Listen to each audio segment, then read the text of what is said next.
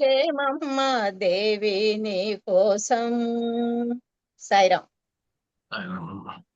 మా గీత ఒక చిన్న పాట. గీత మంచి పాట పాడింది నాకు ఈరోజు. గీతమ్మ ఉన్నారా? సాయిరామ్ అండి. ఒక చిన్న పాట పాడతాను. అలాగే. జగడపు చనవుల జాజరా సగినల మంచపు జాజరా, జగడపు చనవుల జాజరా, మొల్లలు దురుములు ముడిచిన బరువును మొల్లపు సరసపు మురిపెమున, జల్లన బొప్పొడి జారగబతిపై చల్లేరతివలు జాజరా, జగడపు చనవుల జాజరా, సగినల మంచపు జాజరా, జగడపు చనవుల జాజరా, భారపు పుచములపై పై కడు సింగారము నెరపెడి గంధవుడి, భారపు పుచములపై పై కడు సింగారము నెరపెడి గంధవుడి, చేరువవతిపై చిన్నగా పడతలు తాళికు చల్లేరు జాజరా, జగడపు చనవుల జాజరా, సగినల మంచపు జాజరా, జగడపు చనవుల జాజరా, బింకపు గూటమి పెనగిటి చెమటల పంకపు పూతల పరిమళము, బింకపు గూటమి పెనగిటి చెమటల పంకపు పూతల పరిమళము, వెంకటపతిపై వెలదలు నించెరు సంకుమ తంబుల జాజరా, జగడపు చనవుల జాజరా, సగినల మంచపు జాజరా, జగడపు చనవుల జాజరా, జగడపు చనవుల జాజరా, జగడపు చనవుల జాజరా. సాయిరామ్.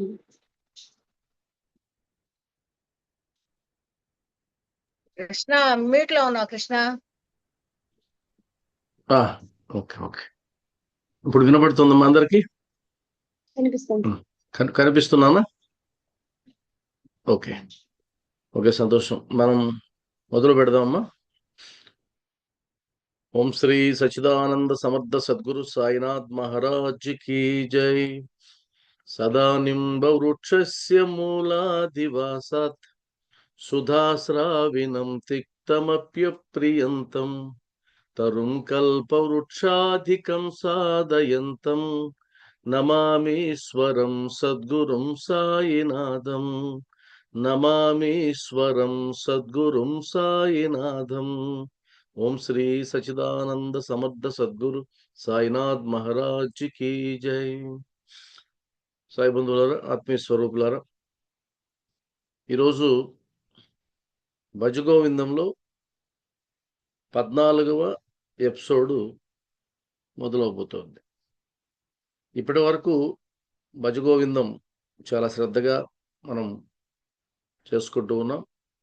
ఇక ఈరోజు కానీ లేదా మరొక ఎపిసోడ్కి కానీ ఇది పూర్తవుతుంది. అయితే ఒక్కొక్క ఎపిసోడ్లో ఒక్కొక్క అంశాన్ని మనం ప్రస్తావించుకుంటూ ఉంటున్నాం. ఆ అంశాలన్నిటినీ మరొక్కసారి ఇది పూర్తయిన అనంతరం పనిగట్టుకుని, అంటే దాదాపు ఒక 15 ఎపిసోడ్లు అనుకుంటే 15 గంటలు అప్పుడప్పుడు వింటూ ఉంటే కనుక మనం ఒకసారి నెమరు వేసుకునేటువంటి అవకాశం ఉంటుంది. మళ్ళా రెండోసారి అర్థం చేసుకోవడానికి వీలుగా ఉంటుంది. లేదంటే గుర్తుండదు, ఏం చెప్పుకున్నాం అనేది గుర్తుండదు. అందువల్ల ఆ పని అది పూర్తయిన తర్వాత మనకు మధ్యలో ఎటు అవకాశాలు వస్తాయి కాబట్టి అవకాశాలు అప్పుడు మనం అది వాడుకుందాం. ఇప్పుడు మనం 14వ ఎపిసోడ్లో మనం ప్రవేశిస్తాం. 14వ ఎపిసోడ్కు సంబంధించి మనం మాట్లాడుకుందాం. 14వ ఎపిసోడ్లో మనం శ్లోకంలోకి ప్రవేశిస్తున్నాం. అమ్మా, అని కనిపిస్తుందా మీకు?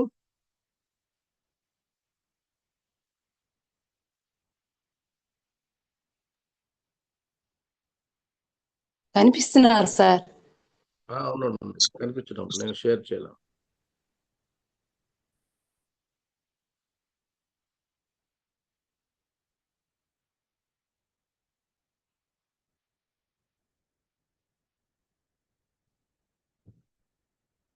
ఇప్పుడు కనిపిస్తుంది కదా? ఓకే.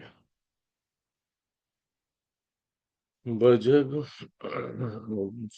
స్వరూపులారా, కురుతే గంగా సాగర గమనం వ్రత పరిపాలన మధవాదానం. కురుతే గంగా సాగర మద గమనం వ్రత పరిపాలన అథవా దానం. జ్ఞాన విహీన సర్వమతేన జ్ఞాన విహీన సర్వమతేన ముక్తిం నా భజతి జన్మ ముక్తిం న భజతి జన్మశతేన. జ్ఞాన విహీన సర్వమతేన ముక్తిం న భజతి జన్మశతేన. భజ గోవిందం భజ గోవిందం గోవిందం భజ మూఢమతే. మరొకసారి పాడుకుందాం. కురుతే గంగా సాగర గమనం కురుతే గంగా సాగర గమనం వ్రత పరిపాలనం అథవా దానం. వ్రత పరిపాలనం అథవా దానం. జ్ఞాన విహీన సర్వమతేన జ్ఞాన విహీన సర్వమతేన ముక్తిం న భజతి జన్మశతేన. ముక్తిం న భజతి జన్మశతేన. భజ గోవిందం భజ గోవిందం గోవిందం భజ మూఢమతే. ఇది అద్భుతమైనటువంటి భావన. అయితే భక్తి మార్గాలను మనం పరిశీలించినట్లయితే, భక్తుల్ని పరిశీలించినట్లయితే ఒక్కొక్కరు ఒక్కొక్క రకమైనటువంటి మార్గంలో వెళ్తూ ఉంటారు. అలా వెళ్ళేటువంటి మార్గాలన్నీ కూడా ఒకే లక్ష్యాన్ని చేరుస్తాయని చెప్తూ ఉంటారు మనకు. కానీ వాస్తవానికి యథార్థం అలా ఉండదు. ఆ భక్తి మార్గంలో మనం చేసేటువంటి సాధనలు ఏవైతే ఉన్నాయో అవన్నీ కూడా ముక్తికి లేదా మోక్షానికి దారి తీస్తాయని వింటుంటాం, చెబుతుంటారు. కానీ వాస్తవం అలా ఉండదనేది ఈ శ్లోకం ద్వారా మనం చెప్తా ఉన్నారు. ఇది కొద్ది కఠినంగా ఉండేటువంటి శ్లోకం. ఉదాహరణకి మనం గంగా స్నానానికి వెళ్తాం, తీర్థయాత్రలకు వెళ్తాం, అనేక వ్రతాలు చేస్తాం, సత్యనారాయణ వ్రతం చేస్తాం, సాయి సత్య వ్రతం చేస్తాం. అదేవిధంగా ఈరోజు కూడా ఎంతో మంది పూజలు పునస్కారాల్లో మునిగిపోయి ఉంటారు. మందిరాలకు వెళ్ళి పూజలు చేస్తుంటారు, వ్రతాలు చేస్తుంటారు, దానాలు చేస్తుంటారు.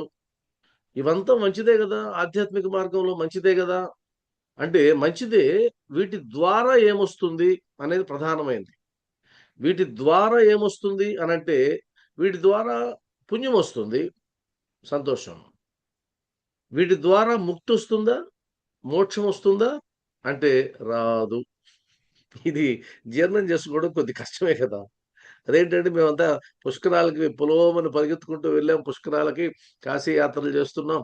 మరి అవంతా చేసినందువల్ల ముక్తి రాదా, మోక్షం రాదా? రాదు. మీరు ఎలా చెప్తారు? నేను చెప్పడం లేదు, ఆదిశంకరాచార్యులు వారు చెప్తున్నారు. ముక్తి రాదు, మోక్షం రాదు. మరి పుణ్యం వస్తుందా? రావచ్చు. మరి ఆ పుణ్యాన్ని ఏం చేసుకుంటావు తర్వాత మాట్లాడదాం. పుణ్యం వస్తుంది, ఆ పుణ్యాన్ని ఏం చేసుకుంటాం. దీని ముందు అర్థంలోకి వెళ్దాం. కురుతే గంగా సాగర గమనం వ్రత పరిపాలనం అథవా దానం. జ్ఞాన విహీన సర్వమతేన ముక్తిం న భజతి జన్మశతేనా. దీన్ని మీనింగ్ లోకి వెళ్తే ఇంకాస్త మనకు అర్థమవుతుంది. ఇది కొద్దిగా లోతైంది. అంటే సాగర గమనం, సాగర గమనం, గంగా సాగర గమనం. గంగా నదికి వెళ్ళాం, గంగా నదికి వెళ్ళాం, గంగలో మునకేశాం. గంగలో మునకేయడం అనేది పరమ పావనమైనటువంటిది కదా. గంగలో మునకేయడం సామాన్యమైంది కాదు కదా. అసలు కాశీకి వెళ్ళి గంగలో మునకేస్తే పాపాలన్నీ పోతాయని కదా మనం అనుకుంటూ ఉన్నాం. చాలా పుణ్యకార్యం అని కదా మనం భావిస్తూ ఉన్నాం. అదేవిధంగా కాశీలోనే చనిపోయి ఆ కాశీలో ఉన్నటువంటి ఆ ప్రదేశంలో చనిపోతే గనక ముక్తి లభిస్తుందని అంటారు. కానీ పరమశివుడు కాశీలోనే ఉన్నాడని ఎవరు చెప్పారు అసలు? ఇదో ప్రశ్న. పరమశివుడు కాశీలోనే ఉన్నాడని ఎవరు చెప్పారు? కాశీలోనే పరమశివుడు ఉండే పని అయితే అక్కడ అక్కడ చనిపోతేనే ఆయన సమక్షంలో చనిపోయే పని అయితే కనుక ఇంకా శ్మశానాలలో ఎవరుంటారు? ఉండే శ్మశానాలన్నీ కూడా ఆయన ఆయన పరిపాలనలో లేని అనే అర్థం. అంటే ఎక్కడ చనిపోయినా పరమశివుడు సన్నిధిలోకి వెళ్ళనట్ట. అంటే కాశీలో ఒక ప్రదేశానికి పరిమితమైన వాడా పరమశివుడు? పరమాత్ముడు ఎప్పుడైనా ఒక ప్రదేశానికి పరిమితం అవుతాడా? పరమాత్ముడు ఒక ప్రదేశానికి పరిమితం అవుతాడా? ఒక నామానికి పరిమితం అవుతాడా? కాడు. ఇది జ్ఞానం. ఇది మనకు కొద్ది కష్టంగా అనిపిస్తుంది. ఆ విధంగా మాట్లాడితే ఇది చాలా దారుణంగా ఉందని అంటారు. కానీ వాస్తవంగా మీరు ఆలోచించండి. కొద్దిగా మనం ముందు ఆలోచించినట్లయితే ఇది పరమశివుడు లేదా పరబ్రహ్మ స్వరూపం ఒక ప్రాంతానికి మనం పరిమితం అవుతాడని అనగలమా అనేది నా ప్రశ్న. అనగలమా? అలా అనగలిగేటువంటి అవకాశం ఉందా అనేది ప్రధానమైనటువంటి అంశం. కాబట్టి కురుతే గంగా సాగర గమనం. కురుతే గంగా సాగర గమనం అంటే మనం గంగా నదికి వెళ్తుంటాము. ఆ గంగా నది సముద్రంలో కలిసేటువంటి చోటులకు వెళ్తుంటాము. గంగా స్నానానికి మరలా ఆ రెండు కలిసేటువంటి సంగమ ప్రదేశాలకు వెళ్తుంటాం. ప్రయాగకు వెళ్తుంటాం. కుంభమేళాకు వెళ్తుంటాం. కుంభమేళాకు వెళ్ళి స్నానాలు చేస్తుంటాం. అసలు అది సామాన్యమైన పుణ్యం కాదు. ఎందుకంటే కుంభమేళాకి అస్సలు జీవితంలో ఒక్కసారైనా కుంభమేళాలకు వెళ్ళాలి అంటారు. మళ్ళీ రామేశ్వరం నుంచి మరలా కాశీ దాకా ఎన్ని తీర్థయాత్రలు ఉన్నాయో అన్ని తీర్థయాత్రలు చేస్తూ ఉంటాం. ప్రతి తీర్థయాత్ర చేస్తుంటాం. ఇప్పుడు తీర్థయాత్రలు చేయడం అనేది ప్రతి భక్తుడు అదొక యజ్ఞంగా చేస్తారు. అదొక యజ్ఞంగా తీర్థయాత్రలు చేస్తారు. పుష్కరాల్లో స్నానం చేస్తారు. అంటే పుష్కరాల్లో స్నానం చేయడం, తీర్థయాత్రలు చేయడం, లేదా సంగమ ప్రదేశాల్లో మునకలు వేయడం, లేదా సాగరంలో మునకలు వేయడం, ఇదంతా దేనికి సంబంధించినటువంటి ప్రక్రియ అంటే పుణ్యానికి సంబంధించిన ప్రక్రియ. పుణ్యం వస్తుంది. కానీ ముక్తి వస్తుందా? మోక్షం వస్తుందా? ఇప్పుడు ఆయన చెప్తాడు ఏమొస్తుంది అనేది. మరి నేను ఇంకో ప్రశ్న అడుగుతా. ఇప్పుడు ముక్తి కోసం మనం ఈ భజగోవిందం మొత్తం దాని గురించే మాట్లాడుకుంటున్నాం. ధర్మార్థ కామ మోక్షాల్లో మోక్షం గురించి, ముక్తి గురించి. ఒక విషయం ఏంటంటే ఆధ్యాత్మిక కార్యక్రమాలు చేసినందువల్ల ఆధ్యాత్మిక సాధనలు అంటే ఇవి నేను చెప్పేది. తీర్థయాత్రలు, పూజలు, వ్రతాలు, సాయి సత్యవ్రతం, సత్యనారాయణ వ్రతం, ఇవన్నీ లక్ష్మీ వ్రతం, ఇవన్నీ చేసినందువల్ల పుణ్యం వచ్చింది అనుకుందాం. పుణ్యం వస్తే గన ఈ పుణ్యం దేనికి ఉపయోగపడుతుంది? పుణ్యం యొక్క స్వభావం ఏంటి? పుణ్యం యొక్క స్వభావం ఏంటంటే ఆ పుణ్యం తాలూకా వచ్చేటువంటి అనుగ్రహాన్ని నువ్వు అనుభవించడం. పుణ్యం వచ్చింది అంటే ఆ పుణ్యం తాలూకా సుఖం వస్తుంది, సంతోషం వస్తుంది, ఆనందం వస్తుంది, లేదు కోరికలు తీరుతాయి. ఇది కదా. మరి ఆ పుణ్యం వచ్చింది అంటే అర్థం వాటిని అనుభవించడానికి నువ్వు మరలా ఈ భూమి మీదకి రావాలనే కదా అర్థం. పుణ్యం వచ్చింది అంటే మరలా రావాల్సిందే తిరుగుటప్ప. ఎందుకంటే ఆ పుణ్యం ఫలం అలా ఉంది కదా. మరి పుణ్యం వచ్చింది అంటే నువ్వు మరలా పుట్టవలసిందే, ఏదో ఒక రూపంలో పుట్టవలసిందే. కాబట్టి ముక్తి వచ్చే అవకాశం లేదు, మోక్షం వచ్చే అవకాశం లేదు. అంటే గ్రేడ్లు కానీ తీసుకున్నట్లయితే మనం ఈ పుణ్యం ఆశించడం, ఫలితాలను ఆశించడం, కోరికలు కోరడం, మొక్కులు మొక్కడం, మొక్కులు తీరినందువల్ల మరలా పూజలు చేయడం, మరలా వ్రతాలు చేయడం, మరలా తీర్థయాత్రలు చేయడం, ఈ ప్రక్రియ ఏదైతే ఉందో అది ఆధ్యాత్మిక పరమ లక్ష్యమైనటువంటి మోక్షానికి సంబంధించింది కాదు. వాటి వల్ల సాధ్యం కాదు. ఇప్పుడు ఆయన చెప్పబోతాడు మనకి. కాబట్టి కురుతే గంగా సాగర గమనం, ఈ గంగా నదిలో స్నానం చేయడం, సముద్రాల్లో స్నానం చేయడం, ఇదంతా కూడా వ్రత పరిపాలనం అథవా దానం. వ్రత పరిపాలన అంటే వ్రతములను అనుష్ఠించడం, ఏ వ్రతమైనా. అయ్యో, ఒక వ్రతం కాదు కదా, రకరకాల వ్రతాలు ఉన్నాయి. ఆ వ్రతాలు ఎందుకు అంటే భగవంతుణ్ణి మెప్పించడానికి. భగవంతుని మెప్పించడం ఎందుకు అంటే భగవంతుని యొక్క అనుగ్రహాన్ని పొందడానికి. భగవంతుని యొక్క అనుగ్రహం దేనికి అంటే కోరికలు తీర్చుకోవడానికి, ఆనందాన్ని పొందడానికి, కుటుంబ సంక్షేమం కోసం, ఉద్యోగం ఉద్యోగంలో స్థిరపడడం కోసం, లేదా ఉద్యోగం సంపాదించడం కోసం, లేదా పిల్లలు పుట్టడం కోసం, ఈ కామిత ఫలాల కోసమే మనం ఆ భగవంతుని మెప్పిస్తున్నాం. కానీ ఇవి ఎప్పుడైతే భగవంతుని యొక్క అనుగ్రహాన్ని కోరుకొని నాకు ఇది కావాలి అనేటువంటి సంకల్పంతో మనం వ్రతాన్ని చేస్తున్నామో, వ్రతంలో కూడా చూడండి, వ్రతంలో సంకల్పం చెప్తారు అసలు. అవును కదా, వ్రతంలో సంకల్పం చెప్తారు. సంకల్పం అంటే అర్థం ఏంటి? నేను ఎందుకు ఈ వ్రతాన్ని చేస్తున్నానని భగవంతుని చెప్పుకోవడం, అది సంకల్పం. ఎందుకు చేస్తున్నానో చెప్పుకుంటే సంకల్పం అవుతుంది. అలా చేసుకుని అది ఏ సంకల్పం కోసం అయితే నువ్వు చేస్తున్నావు వ్రతం, ఆ వ్రతానికి మెచ్చుకున్నటువంటి లేదా తృప్తి పొందినటువంటి భగవంతుడు నీకు అనుగ్రహాన్ని ఇస్తాడు. అది కూడా చూడండి, కొన్ని వ్రతాలలో అలా అనుగ్రహాన్ని పొందిన వాళ్ళ కథలని చెప్తారు. పలానా ఆయన ఇలా ఉండేవాడు, ఆయన చాలా కష్టాలు పడేవాడు, ఆ కష్టాలు పడినందువల్ల ఆయన ఈ వ్రతాన్ని చేసుకున్నాడు, ఈ వ్రతాన్ని చేసుకున్నందువల్ల ఈ ఫలితాన్ని పొందాడు. మొదటి కథ సమాప్తం, కొబ్బరికాయ కొట్టు. మళ్ళా రెండో కథలో కూడా అదే ఇతివృత్తం. మొదటి కథలో సంతానం లేదు, రెండో కథలో ధనం లేదు, ఆ మూడో కథలో ఆరోగ్యం లేదు.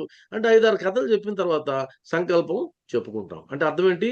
ఆ కథల్లో ఆ వ్రతాన్ని చేయనందువల్ల ఏ కష్టాలు అయితే పడ్డారో, ఆ వ్రతం చేసినందువల్ల ఏ ఫలితాలు అయితే పొందారో, ఈ వ్రతాన్ని ఆచరించడం ద్వారా ఆ ఫలితాలను పొందుతామని స్పష్టంగా ఉందాడ. అంటే అర్థం ఏంటి? ఏదో ఒక సంకల్పం కోసం, ఏదో ఒక కోరిక కోసం, లేదా ఏదో మనశ్శాంతి కోసం, అంటే ఏదో ఒకటి ఆశించి చేసేటువంటిది. కాబట్టి ఆశించావు అంటే గనక అర్థం ఏంటి అంటే ఇంకా ఎక్కడో ఒక మూల కోరికలు దాగున్నాయని అర్థం. ఎప్పుడైతే కోరికలు దాగున్నాయో నువ్వు మరలా పుట్టడం ఖాయం. ఎందుకంటే కోరికలు లేనటువంటి స్థితికి చేరుకోవడమే ఆధ్యాత్మిక పరమ లక్ష్యం. కోరికలు లేనటువంటి స్థితికి వెళ్ళిపోవాలి. ఇక నాకేది అక్కర్లేదు అనేటువంటి స్థితికి నువ్వు చేరుకుంటే, అప్పుడు నువ్వు చిత్తశుద్ధిని పొందావు. ఇక నీకేది అక్కర్లేనటువంటి స్థితికి వెళ్ళావు. పరిపూర్ణ వైరాగ్యాన్ని పొందావు. ఇంకా భగవంతుడి నుంచి నేనేం కోరుకోవాల్సిన పని లేదు. నీ సన్నిధి ఉంటే చాలు, నీలో ఐక్యమైతే చాలు. నేను మరలా ఈ భూమి మీదకి ఏ రూపంలోనైనా రాకుండా ఉండేటువంటి భాగ్యాన్ని నువ్వు ఇస్తే చాలనేది పరమ ఉత్కృష్టమైనటువంటి కోరిక. కానీ వ్రతాలకు అవి కాదు. వ్రతాలు అంటే గనక వాళ్ళు ఖచ్చితంగా ఏం చెప్తారంటే, ఏమంటే మా ఇంట్లో ఇది ఇబ్బంది ఉందంటే మీరు ఈ వ్రతం చేయండి అంటారు. అంటే ఆ ఇబ్బందిని పోగొట్టడానికి ఈ వ్రతం చేయండి అని అంటారు. కాబట్టి అది ఒక స్టేజీగానే మనం గుర్తించాలి. భజగోవిందం అన్నది పై స్థాయిలో ఉన్నది. వాటన్నిటిని దాటి పైకి తీసుకెళ్లేటువంటిది అది. ఈ స్థాయిలో ఉండేది కాదు. కాబట్టి రెండవది వ్రత పరిపాలనం అథవా దానం. వ్రతాలు చేయడం, దానం చేయడం. దానం కూడా అదే, అన్నదానం మహాపుణ్యం. అన్నదానం అనే ఒక పదం వినబడితే చాలు, మనకు ఎక్కడ లేని పిచ్చి వచ్చేస్తుంది, ఒక ఉన్మాదం వచ్చేస్తుంది. ఉన్మాదం వచ్చేసి అబ్బా ఎంత చేతిలో ఉంటే అంత ఇద్దాం అనిపిస్తుంది. అన్నదానం ఎందుకు? అన్నదానం అంత గొప్పది అంటే పుణ్యం. అన్నదానం చేస్తే పుణ్యం. ఈ ఒక్క కాన్సెప్ట్ తో ఆధ్యాత్మిక అన్ని మందిరాలు నడుస్తా ఉంటాయి. ఒక్క కాన్సెప్టే.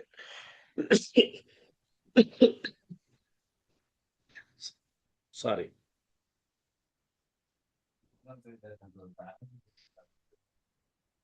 కాబట్టి అన్నదానం అనేది పుణ్యకార్యం. కాబట్టి ఆ పుణ్యం వలన ఏదో ఒక ఫలితం వస్తుంది. కాబట్టి ఎన్ని రకాల దానాలు ఉంటాయి. వస్త్రదానం, అన్నదానం, వస్త్రదానం, జ్ఞానదానం ఎక్కడ చెప్పరు మళ్ళీ. జ్ఞానదానం అన్నిటికంటే గొప్పది. కాబట్టి జ్ఞానదానాన్ని మేము పంచిపెట్టాలనుకుంటున్నామండి, సత్సంగాలు నిర్వహిస్తామంటే ఒక్క పైసా రాదు. ఒక్క పైసా ఇచ్చేవారు ఉండరు. కానీ అన్నదానం చేస్తున్నామంటే లక్షల రూపాయలని ఇచ్చేవాళ్ళు ఉంటారు.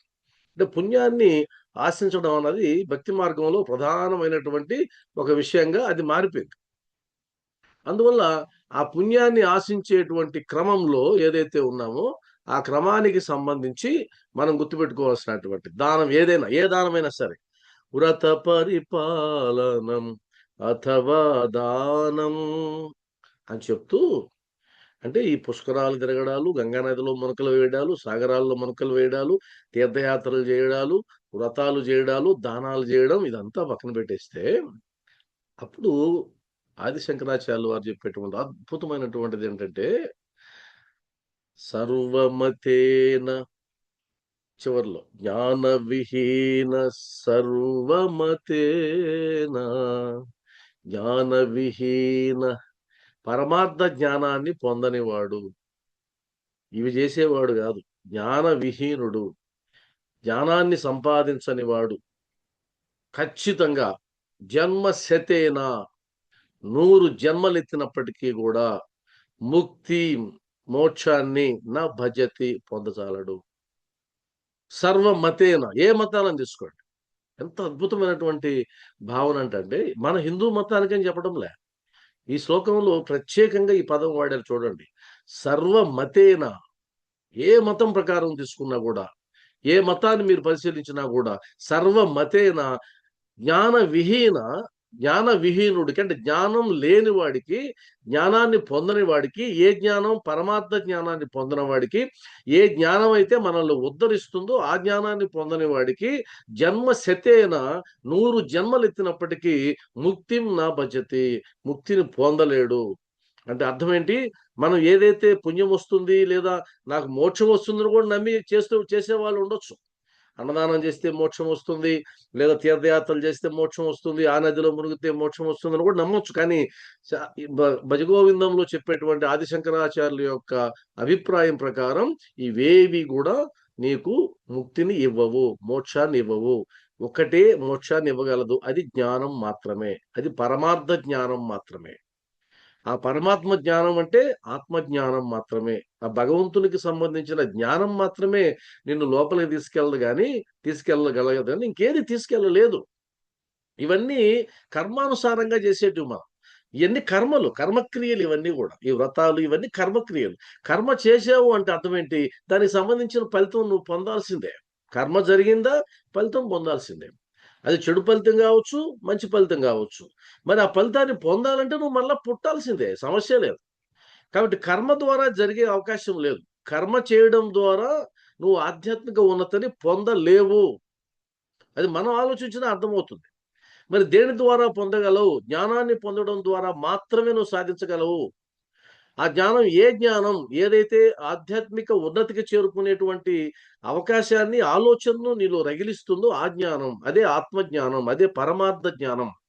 అది మాత్రమే నిన్ను గట్టెక్కించగలదు. కానీ ఇవన్నీ కర్మలు మాత్రమే, ప్రక్రియలు మాత్రమే. అంతేగాని వాటికి మోక్షం వస్తుందనేటువంటిది అబద్ధం అని నిక్కచ్చిగా చెప్పడం జరుగుతుంది. మీరు బాగా గమనిస్తే కనుక మనకు ఆధ్యాత్మిక ఉన్నతిని చేరుకోలేకపోవడానికి, ఆత్మజ్ఞానాన్ని పొందలేకపోవడానికి 3 కారణాలు చెప్తారు. ఒకటి ఆవరణం, అంటే దోషాలు, ఆవరణ దోషం, మల దోషం, విక్షేపణ దోషం అని 3 రకాల దోషాలు చెప్తారు. అంటే ఆవరణ దోషం, మల దోషం, విక్షేపణ దోషం, ఈ 3 దోషాలు ఉంటే గనక నీకు జ్ఞానం రాదు, నువ్వు జ్ఞానాన్ని పొందలేవు. ఇది ఆధ్యాత్మికంగా ఒక సిలబస్ అది. మరి ఆవరణ దోషం అంటే అర్థం ఏంటి అంటే గన, మన చుట్టూ ఒక ఆవరణం నిండి ఉంది, అజ్ఞాన ఆవరణం నిండి ఉంది. ఈ అజ్ఞానం అనేటువంటి ఆవరణం ఎప్పుడైతే నిండుందో, ఆ అజ్ఞాన ఆవరణం లోపల నువ్వు ప్రవర్తిస్తుంటావు కాబట్టి, ఈ లోపల నువ్వు ఆలోచిస్తుంటావు కాబట్టి జ్ఞానం నీకు బురకెక్కే అవకాశం లేదు. కాబట్టి గురువు ఏం చేస్తాడు? తన జ్ఞానాన్ని ప్రసరించడం ద్వారా ఈ అజ్ఞానం పేరుకుపోయినటువంటి ఆవరణాన్ని పటాపంచలు చేస్తాడు. అప్పుడు మాత్రమే నీకు జ్ఞానం అర్థమవుద్ది.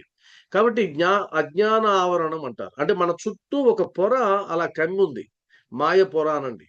ఈ మాయ అన్నది అజ్ఞానంలోంచి వచ్చింది. అసలు నేనెవరు అని తెలుసుకోలేకపోవడం, నేను దేహమే అనేటువంటి భ్రాంతిలో ఉండడం, ఇంకా కోరికల చుట్టూ పెనవేసుకొని జీవించడం, మోహం చుట్టూ పెనవేసుకొని జీవించడం, ఇదంతా కూడా ఆవరణం. ఏ ఆవరణం? అజ్ఞాన ఆవరణం. ఈ అజ్ఞాన ఆవరణాన్ని భేదించాలి అంటే గురువు యొక్క అనుగ్రహం, గురువు యొక్క జ్ఞానం మాత్రమే సాధ్యం. ఇంక దేనివల్ల సాధ్యం కాదు.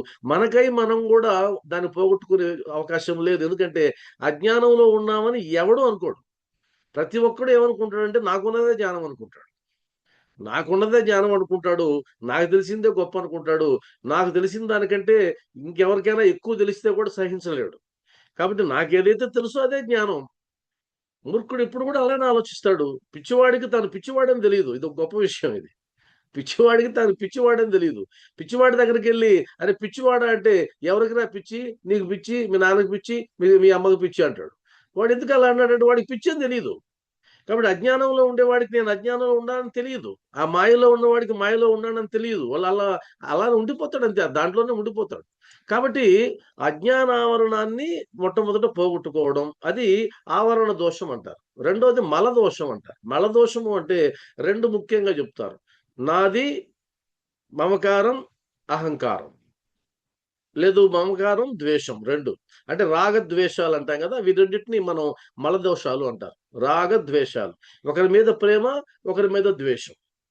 ఒకరి మీద ప్రేమ ఉన్నా అది ముక్తికి అడ్డంకే, ఒకరి మీద ద్వేషం ఉన్నా అది ముక్తికి అడ్డంకే. మీరు ఇప్పుడు ఎలా వస్తుంది మనకు ముక్తి మోక్షం? వచ్చే అవకాశమే లేదు. మనకు ప్రేమైనా ఉంది, ద్వేషమైనా ఉంది, రెండిట్లో ఏదో ఒకటి ఉంది. ప్రేమైనా చూపిస్తాం, కురిపిస్తాం ప్రేమ. కుటుంబం అంటే ప్రేమ ఉంది, భార్య అంటే ప్రేమ, భర్త అంటే ప్రేమ, బిడ్డలంటే ప్రేమ, లేదు మనవలు మనవరాలంటే ప్రేమ, ప్రేమ ప్రేమ ప్రేమ. ఒకవేళ ప్రేమ లేదనుకోండి, ద్వేషమైనా ఉంటుంది.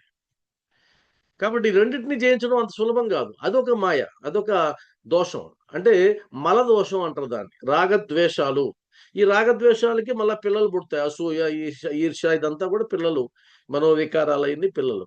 కాబట్టి రెండవది, గురువు గారి యొక్క జ్ఞానాన్ని మనం సంపాదించడం ద్వారా, ఆ జ్ఞానాన్ని పొందడం ద్వారా మల దోషాన్ని పోగొట్టుకోవచ్చు. రెండోది పోగొట్టుకోవాలి, లేదంటే నీకు ముక్తి లేదు, మోక్షం లేదు, నీకు భక్తి మార్గంలో ముందుకెళ్ళే అవకాశమే లేదు. మూడవది విక్షేపణ దోషం అంటారు. విక్షేపణ దోషం అంటే మనసు చలిస్తూ ఉంటుంది. మనసు ఎప్పుడూ కూడా ఒక రకంగా స్థిరంగా ఉండే అవకాశం లేదు. దాని గుణమే అలాంటిది. మరి అలా విక్షేపణ చేసేటువంటి ఆ మనసుని అలా ఉంచగలగడం, స్థిరంగా ఉంచగలగడం, అలా స్థిరంగా ఉంచగలిగేది దేనివల్ల సాధ్యమవుతుంది అంటే కేవలం జ్ఞానం ద్వారా మాత్రమే సాధ్యమవుతుంది. జ్ఞానాన్ని పొందడం ద్వారా మాత్రమే, ఈ ఆలోచనల్ని గమనించడం ద్వారా మాత్రమే, మన మన చర్యల్ని మనమే పరిశీలించుకోవడం ద్వారా మాత్రమే, ఆత్మ పరిశీలన చేయడం ద్వారా మాత్రమే ఆ దోషం పోగొట్టుకునేటువంటి అవకాశం ఉంది. అంటే అర్థం ఏంటంటే, మనకు ఆత్మజ్ఞానం రావాలన్నా, బ్రహ్మజ్ఞానం రావాలన్నా, లేదు భగవంతునికి సంబంధించిన జ్ఞానం రావాలన్నా, జ్ఞానం ప్రసరించాలి అంటే అజ్ఞానం పోవాలి. చీకటి ఉన్నంత వరకు ఆ చీకటిలో దాగున్నటువంటి వస్తువులని మనం చూడలేం. మనం చూడలేనంత మాత్రాన అక్కడ వస్తువులు లేవని కాదు అర్థం. ఆడ చీకటి ఉంది. ఆ చీకటిలో ఉన్నంత వరకు నీకు ఎంత విలువైనటువంటి వజ్రాలు, వైడూర్యాలు దాగున్నా కూడా అవి నీకు కనిపించే అవకాశం లేదు. అప్పుడు వెలుతురు వస్తే మాత్రమే, అప్పటి వరకు నీ దగ్గరే ఉన్నటువంటి వస్తువులు కూడా నీకు కనిపించవు. కాబట్టి శాస్త్రం ఏం చెప్తుంది? నువ్వు దేహం కాదు, నువ్వు ఆత్మీయం అని చెప్తుంది. నువ్వు దేహం కాదు, నువ్వు ఆత్మీయం అని చెప్తున్నా కూడా మనకి ఇంకా దేహభావనే ఉంది. ఆ దేహభావన దాటి మనం ముందుకు వెళ్ళడంలో, ఎందుకంటే అజ్ఞానంలో ఉన్నాం. ఎవరో ఒకరు ఒక సద్గురువు రూపంలో వచ్చి జ్ఞానాన్ని ప్రసరింపజేస్తే అప్పటి వరకు కనుమరుగైపోయినటువంటి ఆత్మజ్ఞానం, నేను ఆత్మని అన్నటువంటి ఆలోచన, అది బయటకు వస్తుంది. అంతకుముందు లేదా ఉంది, కానీ బయటపడలేదు. ఎందుకంటే చీకటి ఉంది. చీకటి అంటే అజ్ఞానం ఉంది. కాబట్టి ఏ మతాన్ని పరిశీలించినా సరే, ఏ మతం చూసినా సరే, జ్ఞాన విహీనుడికి 100 జన్మలెత్తినా సరే మోక్షం రాదు. జ్ఞాన విహీనుడికి, జ్ఞానాన్ని సంపాదించని వాడికి. కానీ మీరు బాగా గమనించండి, ఆధ్యాత్మిక మార్గంలో మనం సాయితత్వంలోనే కాదు, సాయితత్వంలో అయితే ఇంకా దారుణం. అసలు బాబాకి సంబంధించినవన్నీ తీసుకొచ్చి సాయితత్వంలో పెట్టేశారు. ఎంత దుర్మార్గం అంటే, మనం ఒక్కొక్కసారి బాధేస్తుంది కూడా. అంటే బాబా తత్వం అంటూ ఒకటి లేదా అనేది నా డౌట్. మీరు పరిశీలించండి, ఆలోచించండి. మా సాంప్రదాయం వేరు అన్నాడు బాబా. మా సాంప్రదాయం వేరు అంటే ఆయనది ఒక ప్రత్యేకం. అందరి గురువుల్లాగా కాదు, అందరి దేవతామూర్తుల్లాగా కూడా కాదు. ఆయనది ఒక ప్రత్యేకమైనటువంటి తత్వం. మరి అలాంటి ప్రత్యేకమైనటువంటి తత్వంలోకి అందరూ జొరబడి ఏం చేశారంటే, అన్ని దేవతామూర్తుల యొక్క ఆచారాలన్నీ తీసుకొచ్చి ఆయన పెట్టేశారు. మిగిలిన దేవతామూర్తుల ఆచారాలు ఏవైతే ఉంటాయో అవన్నీ తీసుకొచ్చి ఈయన పెట్టేశారు. ఈయన పెట్టేసి ఆయన్ని తీసుకెళ్ళి, నేను ఒక ప్రత్యేకము, నా సాంప్రదాయం వేరు అని ఆయన ప్రకటించుకుని తనకు తాను ప్రత్యేకమైన అవతారంగా ఈ భూమి మీదకి వస్తే, లేదు లేదు మేమెలా ఒప్పుకుంటామండి, నువ్వు ప్రత్యేకం అంటే, నేను మిమ్మల్ని తీసుకెళ్ళి అక్కడ కూర్చోబెడతాను, కూర్చోబెట్టేసాను. కూర్చోబెట్టి అంతా ఒకటైపోయింది. కానీ వాస్తవానికి బాబా అవతారం అది కాదే. బాబా అవతారం అన్ని దేవతామూర్తులకి బాబాకి ఏ తేడా లేదు అన్నట్లయితే, అసలు బాబా అవసరం ఏంటి? అసలు బాబా రావాల్సిన అవసరం ఏంటి? ఆయన షిరిడీలో ప్రకటించబడాల్సిన అవసరం ఏంటి? అంతా ఒకటే అయితే కనుక ఆయన ఎందుకు మరలా ప్రత్యేకంగా? అవసరమే లేదు. మనకి ఎంతో ఆధ్యాత్మిక సంపద ఉంది, ఎంతో ఆధ్యాత్మిక జ్ఞానం ఉంది. మనకేం అదేం కొరత లేదు. హిందూ మతంలో కొరత ఏమి లేదు. అద్భుతమైనటువంటి జ్ఞాన భాండాగారాలు ఉన్నాయి. మరి అలాంటి అద్భుతమైనటువంటి జ్ఞాన భాండాగారాలు ఉన్నప్పుడు వాటికి సంబంధించిన వాడే బాబా అయితే, అనేక అవతారమూర్తులు ఉన్నప్పుడు వాటికి సంబంధించిన వాడే బాబా అయితే మరలా బాబా అవతారం ఎందుకని నా ప్రశ్న. ఏం అవసరం ఉంది బాబా అవతారం? లేదు. కానీ లాస్ట్కి ఏం చేశారు? బాబాని అన్ని దేవతామూర్తులతో కలిపేసినారు. కలిపేసి సాంప్రదాయాలు కలిపేశారు. కలిపి పూజించడం తప్పని నా ఉద్దేశం కాదు. ఆయన సకల దేవతా స్వరూపుడు. నేను ఆ విషయంలో నేను కాదనడంలే. కానీ ఆయనకంటూ ప్రత్యేకమైనటువంటి తత్వం ఉంది. ఆయనకంటూ ఒక ప్రత్యేకత ఉంది. ఆ ప్రత్యేకతని కాపాడుతూ ఆయనకి ఇవ్వాల్సినటువంటి ఆ గౌరవాన్ని ఇస్తూ ఆయనకు ఉన్నటువంటి ప్రత్యేకతను గుర్తిస్తూ మిగిలిన దేవతామూర్తులను కూడా మనం పూజించుకోవచ్చు. మిగిలిన దేవతామూర్తులను కూడా మనం ఆరాధించుకోవచ్చు. తప్పేం లేదు. అంటే ఉదాహరణకి ఇద్దరు ఉన్నారనుకోండి. ఇద్దరు ఒకరేమో క్రికెట్లో అద్భుతమైనటువంటి ప్రతిభ కనిపించిన వారు, ఇంకొకరేమో ఈత పోటీల్లో అద్భుతమైనటువంటి ప్రతిభ కనబరిచిన వారు. ఇద్దరు గొప్పవాళ్ళే. ఇద్దరు గొప్పవాళ్ళే. ఈయనకు పద్మశ్రీ అవార్డు వచ్చింది, ఈయనకి పద్మశ్రీ అవార్డు వచ్చింది అనుకోండి. ఈ ఇద్దరికి పద్మశ్రీ అవార్డు వచ్చింది కాబట్టి ఇద్దరు ఒకటే అనలేం మనం. ఈయన క్రికెట్ ఆడడంలో ఈయన దిగ్గజం, ఈయన ఈత కొట్టడంలో ఈయన దిగ్గజం. వాళ్ళ ప్రత్యేకత వాళ్ళకు ఉంది కదా. ఇద్దరు వాళ్ళ ప్రత్యేకతను మర్చిపోయేటట్లు చేసి, లేదండి వాళ్ళిద్దరు ఒకటేనండి ఎలా అంటావు? ఇద్దరు ఒకటే ఎలా అవుతారు? ఇద్దరు ఒకటయ్యే అవకాశం లేదు. అంతెందుకు, మీకు ఒకే పరబ్రహ్మ స్వరూపం నుంచి రామావతారం వచ్చింది, అదే పరబ్రహ్మ స్వరూపం నుంచి కృష్ణ అవతారం వచ్చింది. ఇద్దరు ఒకటేనా ఎలా అంటావు? కృష్ణావతారం వేరు, రామావతారం వేరు. రామావతారం ప్రయోజనం వేరు, కృష్ణావతారం ప్రయోజనం వేరు. రామావతారంలో రాముడి యొక్క యాటిట్యూడ్ వేరు, రాముడి యొక్క ప్రవర్తన వేరు. కృష్ణావతారంలో కృష్ణుడి యొక్క ప్రవర్తన వేరు. ఒకటే మాట, ఒకటే బాణం, ఒకటే సతి. ఇది వేరు. ఆయనకు అష్ట భార్యలు ఉన్నారు, 16,000 మంది గోపికలు ఉన్నారు. మరి దానికి సంబంధించి వాళ్ళదంతా ఆయనంతా అస్కలిత బ్రహ్మచారి చెప్తారు. అది పక్కన పెట్టేద్దాం. అంటే నేచర్ మారింది. రాముడి నేచర్ వేరు, కృష్ణుడి నేచర్ వేరు. అది తప్ప ఇది ఒప్ప అనే సామర్థ్యం మనకు లేదు. వారు పరిపూర్ణ బ్రహ్మ స్వరూపులు కాబట్టి. అయితే నేచర్ మారిందా లేదా? 100% మారింది. కాబట్టి కృష్ణయ్యగానే చూస్తాం, రామాయణగానే చూస్తాం. మరి ఇద్దరు పరబ్రహ్మ స్వరూపంలో అంటే ఇద్దరిని ఒకటి అనేస్తామా? అనం. అవతారం గురించి మాట్లాడేటప్పుడు ఇద్దరు ఆ నారాయణ స్వరూపాలనండి అంటాం. కానీ లోతుకు వెళ్లే కొద్దీ రామతత్వం వేరు, కృష్ణతత్వం వేరు. కాదని అనగలరా ఎవరైనా? కాదండి, 2 తత్వాలు ఒకటే అనగలరా? అనలేరు. మరి సాయిబాబాది మాత్రం ఎందుకు ప్రత్యేకమైన తత్వంగా లేదు? అది కూడా ప్రత్యేకమైన తత్వం. దాన్ని ఎందుకు మనం కలిపారేస్తా ఉన్నాం? దాన్ని ఎందుకు అంతా కలిపేసి ఆయనంటూ ఏమీ లేనట్టు లాస్ట్‌కి అంతా ఒకటేనండి అనేస్తే అలా సాధ్యం కాదు. తప్పు కదా అది. అదైతే అది నా వరకు, నా వ్యక్తిగతంగా నేను అది ఫీల్ అవుతున్నా. బాబా ప్రత్యేకమైనటువంటి మార్గం. నా లీలలు అగాధాలు, నా చర్యలు నిగూఢాలు, మా సాంప్రదాయమే వేరు. హలో సాయిరామ్. సాయిరామ్ ఇప్పుడు నానాసాహెబ్ చందోర్కర్కి భగవద్గీత శ్లోకం చెప్పినప్పుడు శంకర భాష ఆ విధంగా చెప్పట్లేదు అని అంటాడు నానాసాహెబ్ చందోర్కర్. ఒకవేళ అలా కాకపోతే కానిమ్మమ్మ ఈ అనే పదం చేస్తే వేరొక అర్థం వస్తుందా రావట్లేదా అని అడుగుతారు బాబా వారు.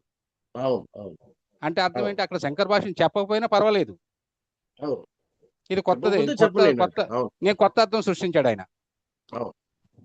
ప్రత్యేకతని మనం తీసి పడేస్తా ఉన్నాం. బాబా వారికి సంబంధించిన ప్రత్యేకత మనం ఆయనకి ఆపాదించడంలే. అది ఆపాదించినప్పుడు అది తప్పు అవుతుంది అనేది నా ఉద్దేశం. అది మీరు చెప్పినట్టు ఆయన ప్రతి దగ్గర చాటుకున్నాడు తన ప్రత్యేకతను. ప్రతి విషయంలో చివరికి ఏకాదశి ఉపవాసాల దగ్గర నుంచి, శివరాత్రి ఉపవాసాల దగ్గర నుంచి ప్రతి విషయంలో ఆయనదంటూ ఒక ప్రత్యేకమైన శైలి ఉంది, ఆయనదంటూ ఒక ప్రత్యేకమైన తత్వం ఉంది. అప్పుడు కదా ఆయన వైభవం బయటకు వస్తుంది. బాబావారిది ఇదండి మార్గం. బాబావారు ఈ మార్గంలో ఉండమన్నారు, ఇలా వెళ్తారు. అది నచ్చితే వస్తారు, నచ్చని వాళ్ళు పోతారు, అంతే.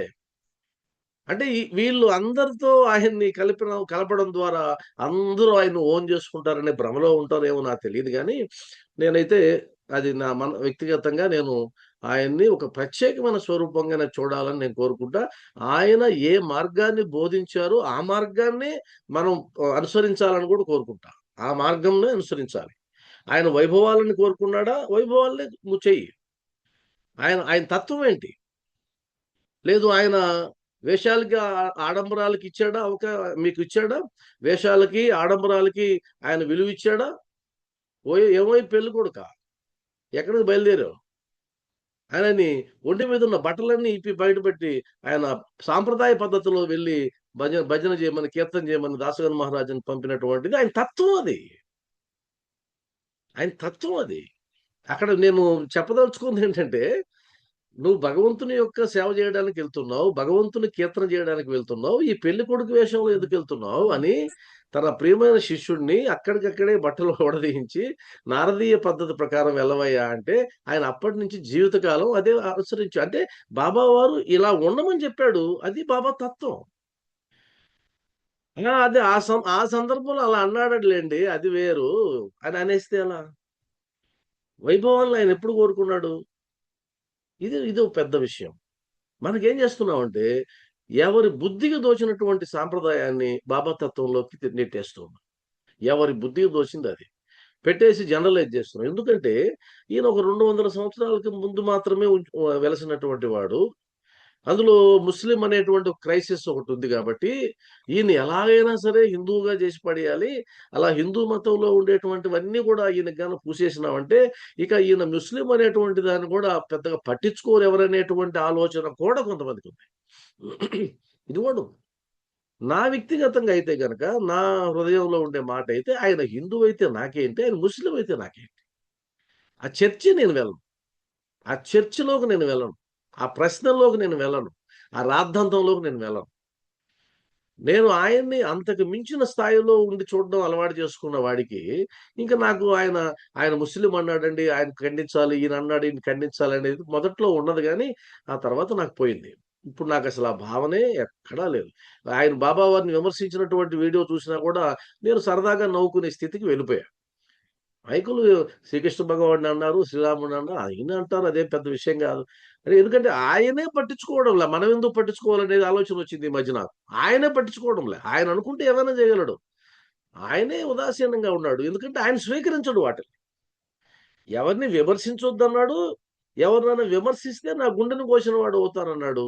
కాబట్టి అది ఆయన ఫిలాసఫీ. అది ఆ ఫిలాసఫీ విరుద్ధంగా వెళ్ళకూడదు. ఇప్పుడు ఇది చూస్తే కనుక ఇది ఇంకా గొప్ప ఫిలాసఫీ. అది శంకరాచార్యులు తేల్చి పడేశాడు. నీ వ్రతాలు, నీ తీర్థయాత్రలు, నీ దానాలు ఇవన్నీ నీకు మోక్షాన్ని ఇవ్వరా నాయన, నీకు ఆ జ్ఞానం మాత్రమే మోక్షాన్ని ఇస్తుంది. జ్ఞాన విహీనంగా ఉన్నావంటే నువ్వు 100 జన్మలు ఎత్తినా కూడా నువ్వు ముక్తిని పొందలేవని తేల్చి పడేసినాడు. ఇంక దీనికి మనం ఏమనాలి? ఇంకా అనడానికి కూడా లేదు, ఇంకా అవకాశమే లేదు. కాబట్టి గుర్తుపెట్టుకొని ఖచ్చితంగా మనం దీన్ని ఫాలో అవ్వాల్సిందే. మన భజగోవిందంలో ఇది చెప్పారన్నటువంటి ఒక అవగాహన మనకు ఉండాలి. ఆ అవగాహనతోనే మనం ముందుకెళ్ళాలి. అంత తప్ప ఇది మనం చాలా కొద్ది కష్టమైనా భరించాలి. కొద్ది కష్టమైనా మనం భరించి తీసుకెళ్ళాలి, లేదంటే కష్టం. ఇంకొకసారి మనం ఆ శ్లోకాన్ని మరొకసారి పాడుకుందాం. ఇప్పుడు కొద్దిగా అవగాహన వచ్చింది కాబట్టి కాస్త బాగా అర్థమవుతుంది. కురుతే గంగా సాగర గమనం వ్రత పరిపాలనం అథవా దానం. కురుతే గంగా సాగరమ గమనం వ్రత పరిపాలనం అథవా దానం.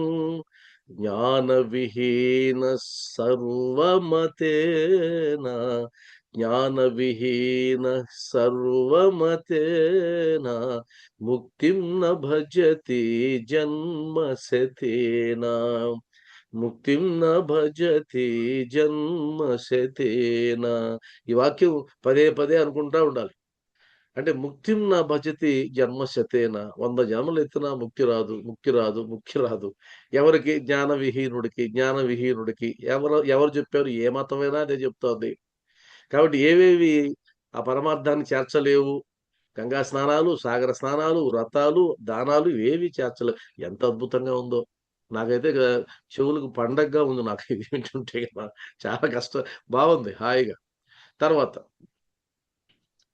గేయం గీత నామ సహస్రం ధ్యేయం శ్రీపతి రూపమజస్రం నేయం సజ్జన సంగే చిత్తం దేయం దీన జనాయ చ విత్తం.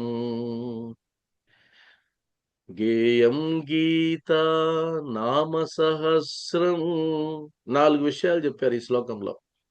ఒకటి గేయం, గానం చేయండి. ధ్యేయం, అదే పరమలక్ష్యంగా జీవించండి.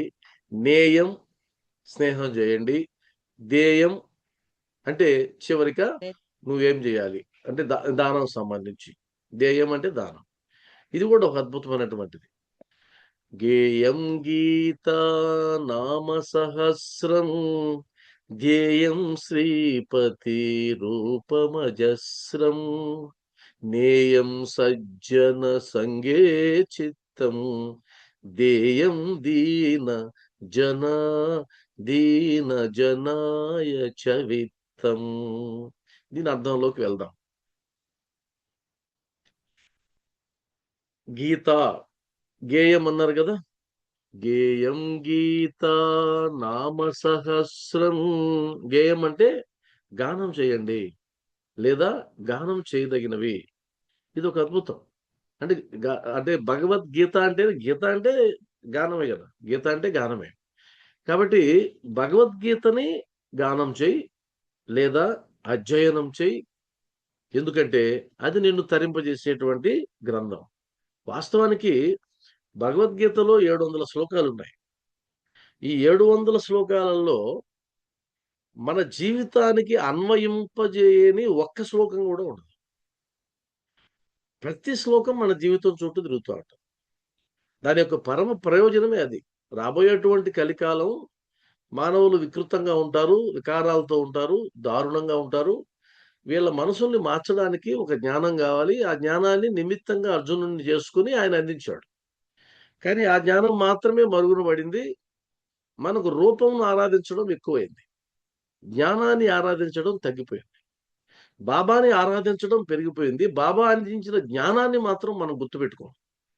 అంటే ఆచరణ ఈ వైపు నుంచి ఉండదు. ఆ దేవతామూర్తి ఏ జ్ఞానాన్ని అందించాడు అది ఉండదు, అది ఉండనే ఉండదు. అంతేగా మూర్తి ఆరాధన ఎక్కువై మూర్తి ఆరాధన పెరిగిపోయింది.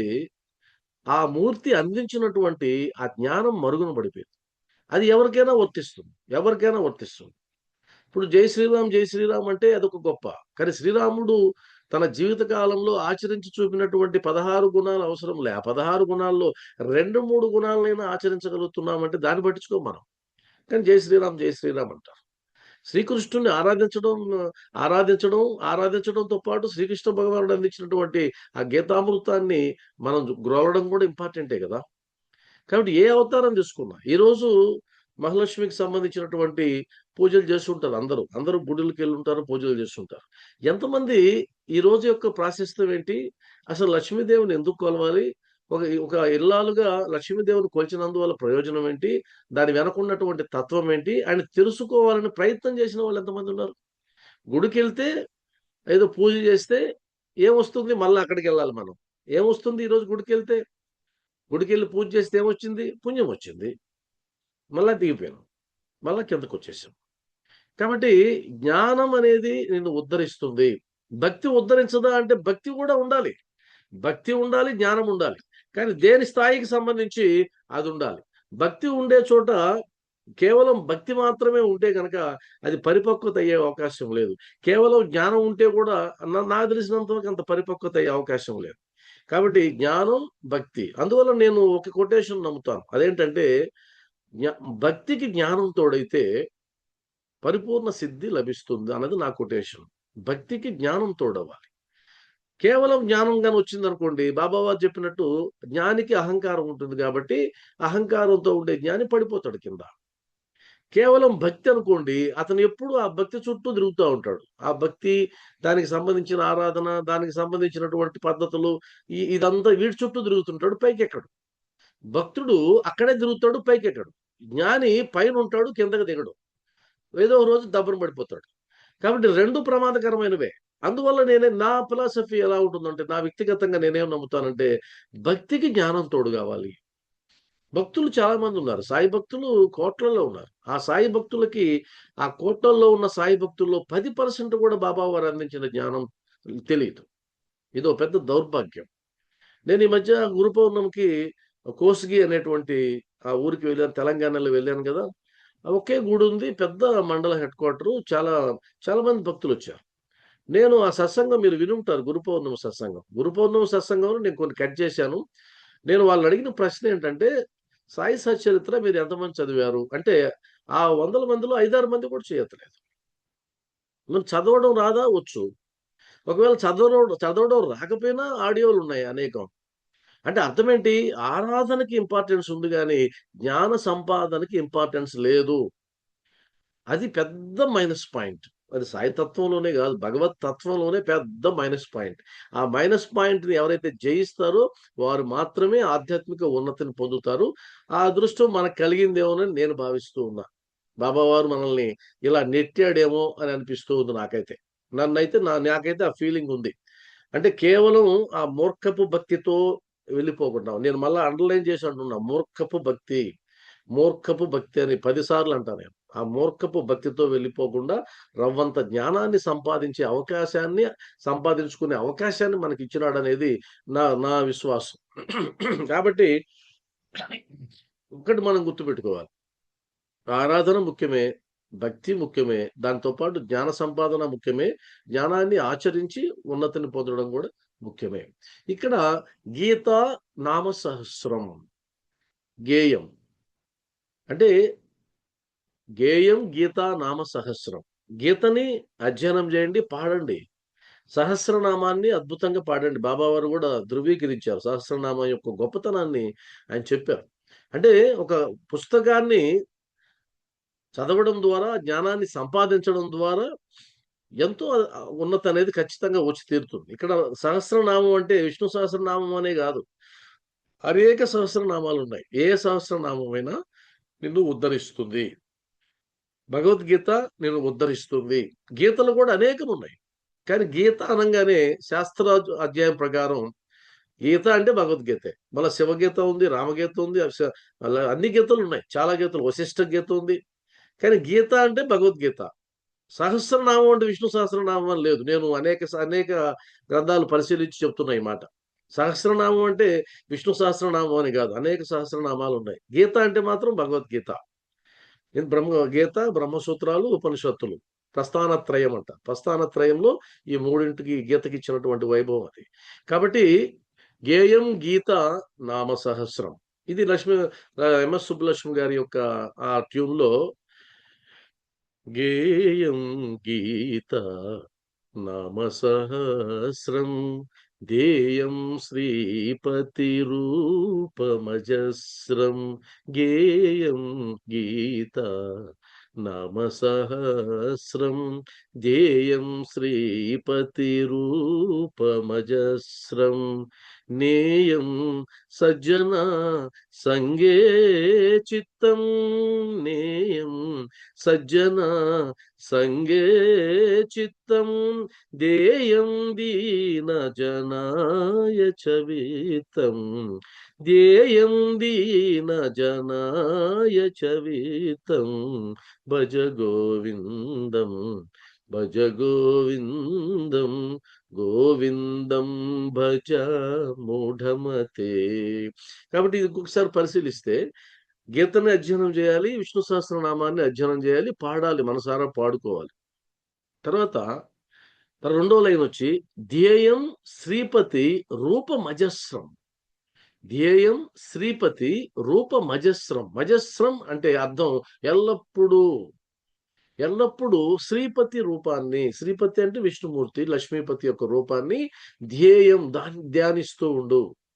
గీతని, విష్ణు సహస్రనామాన్ని ఆలపిస్తూ ఉండు, అధ్యయనం చేస్తూ ఉండు. ఆ విష్ణు స్వరూపాన్ని, ఆ లక్ష్మీపతి యొక్క స్వరూపాన్ని ఎప్పుడు ధ్యానిస్తూ ఉండు. అదే ధ్యేయం, ఇంకొక వస్తువు లేదు. ధ్యేయ వస్తువు ఇంకోటి లేదు. కాబట్టి ధ్యానించడం అంటే ఎవరిని ధ్యానించాలి? ఆ రూపాన్ని ధ్యానిస్తూ ఉండు, ఆ రూపాన్ని ధ్యానిస్తూ ఉండు. ఆ తర్వాత మూడోది వచ్చేసి నేయం సజ్జన సంగే చిత్తం. మరి ఆ నేయం అంటే ఎవరితో నువ్వు కూడాలి, ఎవరితో సాంగత్యం పెట్టుకోవాలి అంటే సజ్జన సాంగత్యం, సజ్జన సాంగత్యం. ఎందుకని? ఆ సజ్జన సాంగత్యం చేస్తేనే నీ మనసు చిత్తంలోకి వస్తుంది. ఆ చిత్తశుద్ధి అనేది నువ్వు సాధిస్తావు. కాబట్టి నేయం సజ్జన సంగే చిత్తం. నీ మనసు ఏ ఏ సాంగత్యంలో ఉండాలి అంటే సజ్జనుల యొక్క సాంగత్యంలో ఉండాలి. నీ ఎన్విరాన్మెంట్ నువ్వు మార్చుకోవాలి, నీ చుట్టూ ఉన్నటువంటి వారిని మార్చుకోవాలి. నువ్వు ఎవరితో స్నేహం చేస్తున్నావు అనేది చాలా ప్రధానం, ఎవరితో మాట్లాడుతున్నావు అనేది చాలా ప్రధానం, ఎవరితో నీ ఆలోచనలు పంచుకుంటున్నావు అనేది చాలా ప్రధానం. ఎవరైతే భక్తి మార్గంలో వెళ్తారో, ఎవరైతే పరమ లక్ష్యాలని సాధించాలని ఉపలాట పడుతూ ఉంటారో, ఎవరైతే ఐహికమైన విషయాల చుట్టూ కాకుండా ఇంకాస్త పైకి వెళ్ళడానికి ప్రయత్నం చేస్తుంటారో, ఆ సజ్జన సాంగత్యం ఏదైతే ఉంటుందో ఆ సాంగత్యంలో తరించు. నీ చిత్తం శుద్ధి అవుతుంది, చిత్తశుద్ధి వస్తుంది, మనసు పరిశుభ్రత అవుతుంది, మనసులో మలినాలు ఉండవు. అది ఎంత సంపాదించాలి, ఇది ఎంత సంపాదించాలి, వాడికి 50 లక్షలు ఉండేది 60 లక్షలు చెప్పాను, 10 లక్షల ఆదాయం వచ్చింది. ఈ బ్యాచ్ ఒకటి ఉంటుంది. ఆ మోసం, ఈ మోసం, అన్ని రకాల సాంగత్యాలు ఉంటాయి. ఒక సాంగత్యం ఏం కాదు. మీరు సమాజంలో కూర్చుంటే ఒక టీ అంగడిని పరిశీలిస్తే కన్నా ఆ టీ అంగడిలో అక్కడక్కడ బెంచీల చుట్టూ కూర్చొని ఉంటారు. మీరు గమనించండి. ఎప్పుడు నేను చాలా సార్లు గమనించాను. నేను వాళ్ళ మధ్యలోనే కూర్చొని వాళ్ళు ఏం మాట్లాడుతుంటారో వింటూ ఉంటాను. అతను అలవాటు నాకు బాగా. అంటే ఒక టీ అంగడిలో కూర్చుంటే చుట్టూ బెంచెస్ ఉంటాయి కదా, ఆడ మధ్యలో ఒక సీట్ సంపాదించుకొని కూర్చొని ఒక అరగంట వింటూ ఉన్నారంటే చాలా నాలెడ్జ్ వస్తుంది మీకు. ఈ బెంచ్లో ఉండే వాళ్ళు ఏం మాట్లాడతారో ఆ బెంచ్లో వాళ్ళకి తెలియదు మనం వింటున్న సంగతి. మనం తాగుతున్నట్టే ఉంటాం కానీ నటిస్తూ ఉంటాం, అన్ని వింటూ ఉంటాం. ఆ సాంగత్యం, ఆ టేబుల్ దగ్గర ఉన్న వాళ్ళు ఒక టాపిక్ తీసుకుంటే ఆ టాపిక్ రిలేటెడ్ గానే మాట్లాడుకుంటూ ఉంటారు. ఈ టేబుల్ సాంగత్యం అదంతా, అదొక సాంగత్యం. వీళ్ళంతా ఉద్యోగాలు, పెన్షన్లు, వాటికి సంబంధించి అరియర్లు, టీఏలు, డిఏలు, ఇదంతా ఉంటది.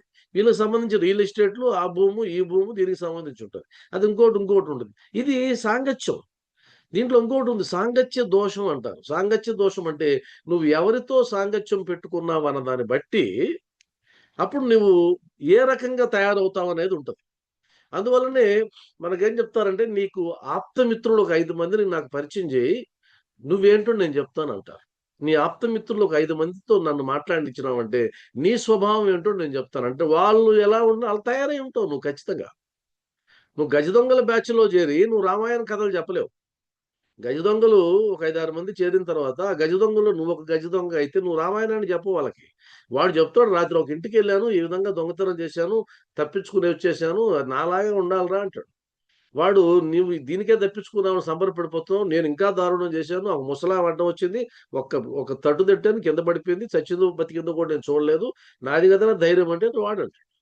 కాబట్టి ఈ వీళ్ళ సంభాషణలోకి వెళ్ళి నువ్వు భజగోవిందం చెప్తారా, భజగోవిందం అంటే వాడు మొహం మీద కొడతాడు.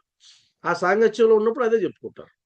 అందువల్లనే నువ్వు ఎవరితో సాంగత్యం పెట్టుకున్నావు అనేది చాలా అవసరం, చాలా ఇంపార్టెంట్. అందువల్ల నేయం సజ్జన సంగే చిత్తం. నువ్వు చిత్త నిర్మలత్వాన్ని ఇవ్వగలిగేటువంటి వాళ్ళతో, సజ్జనులతో సాంగత్యం ఉండు. తర్వాత దేయం దీన జనాయచ విత్తం. నీ దగ్గర డబ్బు ఉంటే, నీ దగ్గర ధనం ఉంటే, నీ దగ్గర సంపద ఉంటే నువ్వు దీనజనులకి సహాయం చేయి. నీ దగ్గర ఉన్నదానిని ఇంకోరికి ఇవ్వడానికి ప్రయత్నం చేయి. త్యాగ బుద్ధిని అలవాటు చేసుకో. ఆ స్వార్థ బుద్ధి వద్దు, లోభత్వం వద్దు. నీ లోభత్వాన్ని పక్కన పెట్టి త్యాగ బుద్ధిని అలవాటు చేసుకుని నీ దగ్గర ఉన్నటువంటి సంపద ఏదన్నా ఉంటే, డబ్బు ఉంటే కనుక అది దీనజనులకి సహాయం చేయి. అంటే ట్రాన్స్ఫర్మేషన్ నువ్వు కావాలనుకుంటే కనుక, లేదు సులభంగా ఈ సంసార సంఖ్యలను తెంచుకోవాలనుకుంటే కనుక, ఇక మరలా ఈ భూమి మీదకి నేను రాను అని కన్ఫామ్ అవ్వాలనుకుంటే కనుక, నా మనసు పరిపక్వత చెందాలి, నా ఆలోచనలు పరిపక్వత చెందాలి, నేను ఈ జన్మలోనే అవి తుమి తేల్చుకోవాలి అనుకుంటే గనక 4 రకాల సాధనలు ఇచ్చారు ఈ స్తోత్రంలో. 4 రకాల సాధనలు. వీటిల్లో మనం చేస్తున్నామా లేదా పరిశీలించుకోవచ్చు. మనం ఆ విధంగా ఉన్నామా లేదా పరిశీలించుకోవచ్చు. 4 రకాల సాధనలు ఏంటంటే, గ్రంథాధ్యయనం చేయండి. బాబావారు స్పష్టంగా చెప్పారు, కష్టాలు వచ్చినప్పుడు ఊరికే కూర్చోవద్దు, గ్రంథాలను పారాయణ చేయన్నాడు. విచిత్రం. గ్రంథాలను పారాయణ చేయమంటాడు. కష్టాల్లో నేను మునిగి తేలుతూ ఉంటే గ్రంథాలు చదివితే కష్టాలు తీరుతాయి అనిపిస్తుంది మనకు. అది సామాన్యమైనటువంటి మాట కాదు అది. గ్రంథాలను పఠిస్తూ ఉండు. ఇది ఒక గొప్ప విషయం. అంటే నీ మైండ్‌ని ఏ సమస్య అయితే నిన్ను పీడిస్తూ ఉందో, ఆ పీడించేటువంటి సమస్య నుంచి నువ్వు బయటపడాలంటే నీ మైండ్‌కి ట్రైనింగ్ ఇవ్వాలి. నేను ఇంతకుముందు హ్యాపీ లివింగ్‌లో మనం మాట్లాడుకోబోయేది అదే. మనం నెక్స్ట్ పెట్టినప్పుడు హ్యాపీ లివింగ్‌లో మైండ్ మేనేజ్‌మెంట్ మాట్లాడదాం అనుకున్నాం గదా! ఆ మైండ్ మేనేజ్‌మెంట్ దీనికి సంబంధించిందే. ఇదంతా కూడా మైండ్ మేనేజ్‌మెంట్. అంటే నీ మనసుని ప్రపంచం వైపు నుంచి పక్కకి తీసుకొచ్చి పరమాత్మ వైపుకి తీసుకెళ్ళాలి. ప్రపంచంలో ఉండడానికి ఇష్టపడుతుంది నీ మనసు. ఆ సాంగత్యాన్ని ఎక్కువ కోరుకుంటుంది. మనసు ఎప్పుడు గూడా మనల్ని భ్రష్టు పట్టించడానికే ఉందేమో అనిపిస్తది. అందుకనే మనసు లేని దేవుడు మనిషికెందుకో మనసిచ్చాడు అనే అద్భుతమైన పాట ఉందన్నమాట. అంటే మనసు లేని దేవుడు మనిషికెందుకో మనసిచ్చాడంటే, ఈ మనసు ఒక్కటి చాలురా నిన్ను నాశనం చేయడానికి. నువ్వు లేకపోతే మాట వినవు. ఆ మనసు అనేది నీకు ప్రతిబంధకంగా ఇచ్చేసానంటే, నువ్వు దాని చుట్టూ తిరుగుతూ ఉంటావు. దాని మాయలో పడిపోతావు. అదొక్కటి ఆడిస్తా ఉంటది నిన్ను. నువ్వు దాన్ని దాటుకొని నా దగ్గరికి వస్తే గదా నువ్వు ఉన్నతికెళ్ళేదనేది ఒక అద్భుతమైనటువంటి ప్రక్రియ. దీన్నే మాయ అంటాం. మనసు అనేది ఒక మాయ. అది అది మనల్ని ఆడిస్తూ ఉంటుంది. ఎవరైతే మనసుని జయిస్తారో వారు ప్రపంచాన్ని జయించినట్టు అర్థం. మనసుని జయించిన వాడు ప్రపంచాన్ని జయించినట్టే. మనసును జయించిన వాళ్ళు మాత్రమే చరిత్రలో ఈరోజు నిలబడున్నారు. మనసును జయించిన వాళ్ళు మాత్రమే. మనసును జయించడం అంటే పెద్ద పెద్ద సూత్రాలు నేను చెప్పను. ఒక్క మాట చెప్తా మీకు అర్థం కావడానికి. సార్ మనసును జయించడం అంటే ఎలా అనుకోవాలి? జయించామా లేదా అని ఎలా అనుకోవాలి? తీర్మానించాలనుకుంటే సింపుల్ టెక్నిక్. మనసుని జయించడం అంటే చెయ్యకూడదు అనుకున్న పనిని చెయ్యకుండా ఉండగలగడం. చెయ్యాలి అనుకున్న పనిని చేయగలగడం. ఈ ఒక్క సింపుల్ సూత్రం నేను చేయగలుగుతున్నాను అంటే నువ్వు మనసును జయించేసినట్టే అర్థం. ఇంకేం పెద్ద పెద్ద సూత్రాలు, సమాసాలు, సందులు అవసరం లే. చెయ్యకూడదు అనుకున్న పనిని నేను చేయనండి. చేస్తాను అనుకున్న పనిని చేస్తానండి. నువ్వు జయించేసినట్టే. మీకు చాలా సింపుల్ ఎగ్జాంపుల్ చెప్తా. చాలా, చాలా సింపుల్ ఎగ్జాంపుల్. ఎందుకంటే నన్ను నేను పరిశీలించుకుంటా వెళ్తే, నేను ఎందుకిలా చేశానా? నేను ఎందుకిలా చేశానా? అని మదన పడిపోతుంటాను నేను. ఇవన్నీ మనం చెప్పుకుంటూ ఉంటాం గదా! నేను అతి సామాన్యమైన ఒక ఎగ్జాంపుల్ చెప్తా. నేను ఈరోజు టిఫిన్ సెంటర్‌కి వెళ్ళా. టిఫిన్ తినడానికి వెళ్ళా ఉదయాన్నే. నేను నేను మామూలుగా అయితే 2 దోస, 2 బోండా. రూ. 20 నా టిఫిను. అంతకు మించి వెళ్ళదు. ఈరోజు నా నా లిమిట్ ప్రకారమే 2 దోస పెట్టుకున్నా. 2 బోండా పెట్టుకున్నా.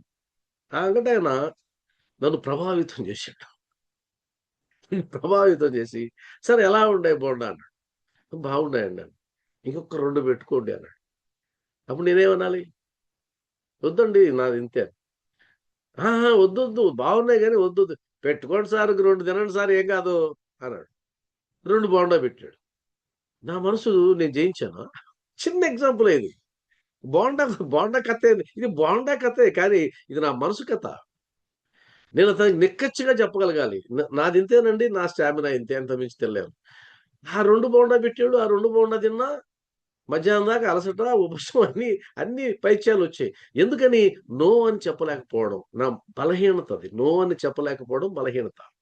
ఇంకొక ఎగ్జాంపుల్ చెప్తా. నేను రిలయన్స్‌లో ఒక షాప్‌కెళ్తే రిలయన్స్ ట్రెండ్స్ అనే షాప్‌కెళ్తే ఒక్కడినే షాపింగ్‌కి వెళ్తే, వాడు నన్ను ప్రభావితం చేసి, ఈ ఆఫర్ అని చెప్పి అడ్డదిడ్డమైన బట్టలన్నీ నాకు కట్టబెట్టేసి, నా సైజు కానివి కూడా కట్టబెట్టేసి, మొత్తం బిల్ నెత్తినేసినాడు. నేను అలానే ఉండిపోయినా.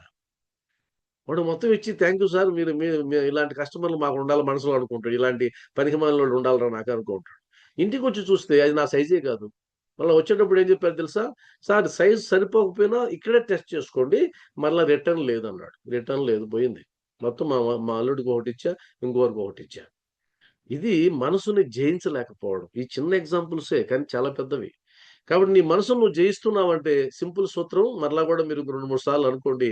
నేను చెయ్యకూడదు అనుకున్న పనిని చేయను. నేను చేస్తాను అనుకుంటే చేస్తాను. మంచి చెడు ఆధారం మళ్ళా ఉన్నాయి. మంచి చెడు మనం బేరీజు వేసుకోవాలి. అంటే నేను వాడిని పొడవాలనుకున్నాను, పొడుస్తానంటే అది కాదు. మళ్ళీ ఆధారం ఉంది కదా. ఏది ఆధారం? శాస్త్రం ఆధారం. నేను ప్రేమించే భగవత్ స్వరూపం ఆధారం. బాబావారు ఇలా చెప్పారండి, అలానే చేస్తాను. ఆయన విమర్శించొద్దన్నాడండి బాబా, నేను విమర్శించను. ఇలాంటప్పుడు కూడా విమర్శించవా? ఎలాంటప్పుడు విమర్శించు. ఆయన ఉపవాసం వద్దన్నాడండి. వద్దన్నాడు, కానీ ఏకాదశి కదా. నాకు ఏ దశి వద్దండి, ఆయన వద్దన్నాడు అంతే. అది అంటే నేను ఎగ్జాంపుల్ చెప్తున్నా. ఆయన వద్దన్నాడు అంతే. ఆయన ఎందుకు వద్దన్నాడు ఆయన తెలుసు అంటే నాకేం తెలుసు. ఆయన అఖిలాండ కోటి బ్రహ్మాండ నాయకుడు. ఆయన తెలియదు నాకు తెలుసా? నేను కోన్ కిస్కా గొట్టం. ఆయన అఖిలాండ కోటి బ్రహ్మాండ నాయకుడు. ఆయన ఏమనుకున్నాడో, నా బిడ్డలుగా ఉన్న వాళ్ళు శివరాత్రి పూట భోజనం పండగ పూట పస్తులు ఉంటారా అన్నాడు. అంతే, అయిపోయింది ఇంకా. అని ఉండగలిగితే అది మనసుని స్థిరం చేసుకోవడం అని. అది మనసుని జయించడం అంటే. సరే, కాబట్టి నేను చిన్న చిన్న ఎగ్జాంపుల్ చెప్తున్నా, పెద్ద పెద్ద అవసరం లేదని. కాబట్టి ఎప్పుడూ కూడా ఆ లక్ష్మీపతి యొక్క రూపాన్ని ధ్యానిస్తూ ఉండు. అంటే భగవత్ స్వరూపాన్ని ధ్యానిస్తూ ఉండు. అంటే భగవద్ గ్రంథాలు చదువుతూ ఉండు. భగవంతుని యొక్క స్వరూపాన్ని ధ్యానిస్తూ ఉండు. సజ్జన సాంగత్యంలో జీవిస్తూ ఉండు. త్యాగ బుద్ధితో జీవిస్తూ ఉండు. ఈ 4 మనకు అద్భుతమైనటువంటి ఆచరణీయమైనటువంటి సాధనలు ఇచ్చాడు. ఈ సాధనలు చేసినందువల్ల ఏంటంటే ఉపయోగం అంటే, నువ్వు చిత్తశుద్ధిని సాధిస్తావు. మనో నిర్మలత్వాన్ని సాధిస్తావు. భగవంతునికి 4 అడుగులు దగ్గర పెడతావు. దగ్గరికెళ్తావు. ఇలా జీవిస్తే ఏముంది? నీకున్న ఖాళీ సమయం అంతా ఏదో ఒక పుస్తకం చదవడంతో, లేదా ఏదో ఒక పాట పాడడంతో, ఏదో ఒక భజన చేయడంతో, లేదా మంచి వాళ్ళని పిలుచుకొని 4 మాటలు మాట్లాడించుకోవడంతో ఇలా గడిపేస్తే, ఇక నీకు ప్రపంచం ఎక్కడ తగులుకుంటది?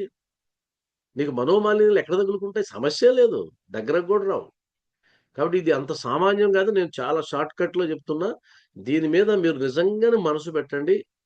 ఆలోచించండి. సామాన్యమైన సాధనలు గాదు. మన రోజువారీ జీవితంలో ఈ సాధనలు చేస్తున్నామా? అది చిన్న విషయమైనా చాలు. చిన్న విషయం. లోభత్వం లేకుండా చిన్న విషయాన్ని ఈరోజు జయించగలిగినామా? నేను ఒక దాంట్లో ఓడిపోయా, ఒక దాంట్లో గెలిచా. ఈరోజు కూడా. నేను ప్రతిరోజు పరిశీలిస్తూ ఉంటా. నేను చెప్పను గానీ, సందర్భం వచ్చినప్పుడు చెప్తున్నా. అంటే కూరగాయలు పండించినటువంటి వారు ధర బెడితే కేజీ రూ. 50 అంటే నేను రూ. 40కి అడగను. మా రమాకి నాకు అదే గొడవ. వాళ్ళు ఇస్తారులే. వాళ్ళు ఇస్తారో, ఇవ్వరో నాకు అవసరం లే. వాళ్ళు పండించారు. వాళ్ళు 50 సార్ అన్నారు. 50 ఇచ్చి తీసుకో. లేదంటే ఎళ్ళిపో. 40కి ఇమ్మని అడగొద్దు. రూ. 40 చేతిలో పెట్టి రావద్దు. తప్పది. అమ్మ 10 ఇమ్మా అంటే, సరిపోదు నీకు అంత పడి ఉంటది. వద్దనే వద్దు, చర్చొద్దు. రూ. 10 కట్టి చర్చొద్దు. నేను నిన్న కూడా వేరే వ్యాపారం ఆమె రూ. 60 అడిగితే ఇవి రూ. 50 ఇచ్చి రాబోతుంటే నేను ఆపి మరి రూ. 10 ఇచ్చి మరీ వచ్చిన. మనశ్శాంతి పోద్ది నీకని చెప్పి. అంటే అర్థం ఏంటి అంటే, మన దగ్గర ఉన్నదాన్ని ఒక రూ. 10 వదులుకోవడానికి సిద్ధపడుతున్నావా లేదా? అది రూ. 5 కాదు, ఒక్క రూపాయి అయినా సరే. అది దాంట్లో లాజిక్‌లు వద్దు, దాంట్లో బేరసారాలొద్దు, ఏమొద్దు. నీ దగ్గర ఉంది, ఇవ్వగలిగే శక్తి ఉంది. వాళ్ళు ఇవ్వదగిన వాళ్ళే. ఇచ్చెయి అంతే. అది అక్కడ చెప్పింది. దీనజనులకు నీ దగ్గర ఉన్నదాన్ని ఇవ్వు. నీ విత్తాన్నివ్వు, డబ్బునివ్వు, దీనజనులకివ్వు. వాళ్ళు నీకంటే తక్కువ వాళ్ళైతే ఇవ్వు. నీకంటే పై స్థాయి అయితే ఇవ్వాలి. నువ్వు మళ్ళా బేరం చెయ్యి. తప్పులేదు. నువ్వు అదే డీమార్ట్‌కి వెళ్లి బేరం చేయగలమా?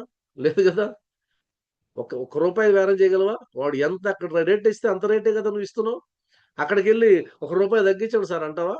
వాడు నీకంటే అధికుడు. నోరు మూసుకొని కడుతున్నావు. వాళ్ళు నీకంటే అల్పులు. కష్టపడి కూరగాయలు పండించిన వాళ్ళు. రోడ్డు మీద పెట్టుకొని అమ్ముకునేవాళ్ళు. వాళ్ళ దగ్గర నీ తెలివితేటలు, నీ ప్రతాపం అంతా. నీ ప్రతాపం ఆడ చూపించు కావాలంటే. కాబట్టి ఇలా మనం ఆలోచిస్తూ వెళ్ళామంటే మనసు కాస్త శుద్ధి అవుతుందనేది నా అభిప్రాయం. కాబట్టి ఇదొక్కసారి మనం అనేసుకొని మనం ఈరోజు దీన్ని ముగిద్దాం.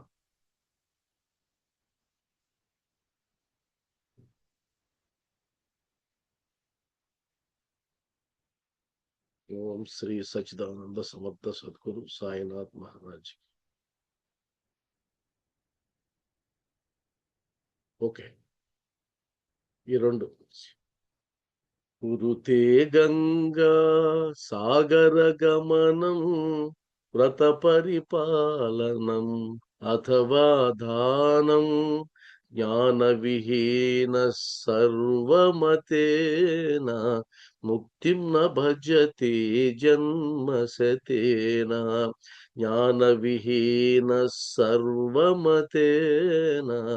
ముక్తిం న భజతే జన్మశతేన. తర్వాత గేయం గీతా నామ సహస్రం ధ్యేయం శ్రీపతి రూపమజస్రం.